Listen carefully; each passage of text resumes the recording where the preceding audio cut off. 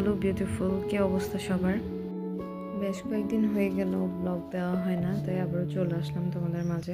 সংসার জীবনের প্রতিদিনের কাজগুলো একটু বোরিং ফিল মনে হয় না? রোজ নিয়ম করে কাজগুলো করে যাই। প্রতিদিন ঘুম থেকে উঠে বিছানাটা পরিপাটি করে রাখতে আমার অনেক ভালো লাগে। সকালে উঠে বারান্দায় যাওয়া, রোজ গাছে পানি দেওয়া, সুন্দর করে ঘরটা ঝাড়ু দেওয়া, রোজ রোজ কাপড় ধুয়ে শুকাতে দেওয়া, প্রতিদিন নির্দিষ্ট সময়ের মধ্যে রান্না বান্না শেষ করার মধ্যে যে একটা আলাদা প্রশান্তি, এটা শুধুমাত্র একটা মেয়েই বলতে পারবে। মাঝে মধ্যে তোমাদের ভাইয়ার সাথে আমি হঠাৎ বের হয়ে যাই একটু প্রশান্তির খোঁজে। জীবন চলছে জীবনের আপন গতিতে। মানুষের জীবনে দুঃখ কষ্ট থাকে, কারো হয়তো কম, কারো হয়তো বেশি।